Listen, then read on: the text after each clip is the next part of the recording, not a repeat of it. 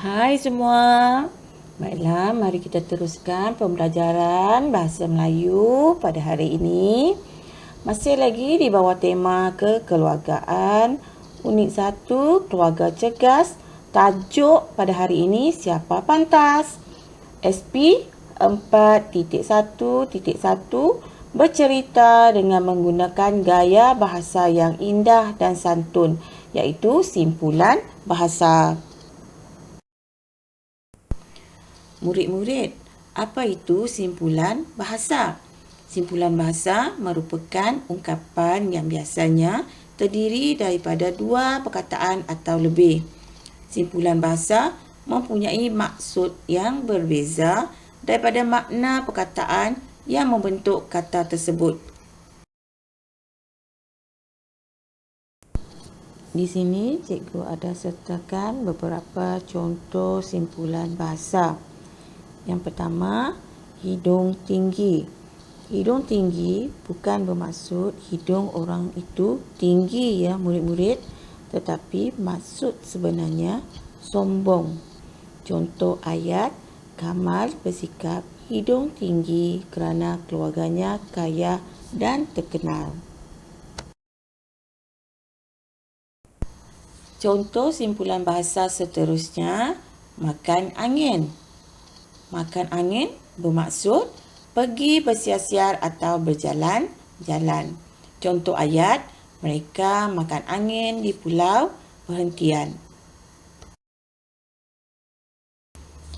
Simpulan bahasa yang ketiga, berkaki ayam. Maksud berkaki ayam, tidak memakai kasut atau selipar. Contoh ayat, Ali suka berkaki ayam ketika bermain di padang. Seterusnya, murid-murid boleh rujuk buku teks muka surat 5. Dalam petikan cerita Siapa Pantas, terdapat beberapa simpulan bahasa yang digunakan. Murid-murid bolehlah rujuk bahagian info bahasa dalam buku teks untuk mengetahui maksud simpulan bahasa tersebut.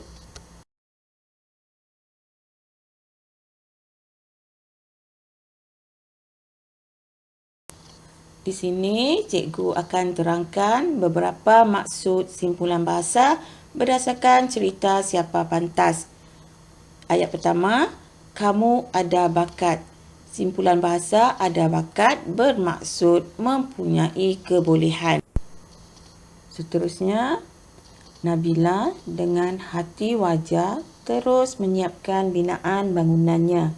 Simpulan bahasa hati wajar bermaksud bersemangat. Ini bermakna Nabila bersemangat untuk terus menyiapkan binaan bangunannya. Ayat ketiga, air muka Nabila sungguh ceria. Simpulan bahasa air muka bermaksud riak wajah seseorang. Sebelum murid-murid menyiapkan tugasan, di sini cikgu terangkan dahulu maksud simpulan bahasa yang terdapat dalam buku aktiviti. Mari kita sama-sama fahamkan maksud simpulan bahasa tersebut. Pertama, isi hati. Isi hati bermaksud perasaan dalam hati. Yang kedua, cakap besar. Cakap besar bermaksud percakapan yang angkuh, menunjuk-nunjuk dan sombong. Simpulan bahasa seterusnya, ayam tambatan. Ayam tambatan bermaksud orang yang menjadi harapan, biasanya dalam sesuatu pasukan. Ada hati pula bermaksud ada keinginan, seperti murid-murid ada keinginan untuk berjaya dalam pelajaran. Simpulan bahasa ambil berat bermaksud beri perhatian atau tumpuan. Dan yang terakhir, tanda mata yang membawa maksud hadiah untuk kenang-kenangan. Selepas cikgu terangkan maksud simpulan bahasa yang terdapat dalam buku aktiviti, sekarang tibalah masa untuk murid-murid menyiapkan tugasan. Baca teks dalam buku aktiviti jilid 1 halaman 4. Isi tempat kosong menggunakan simpulan bahasa yang diberi. Selamat belajar, cikgu ucapkan dan jumpa lagi.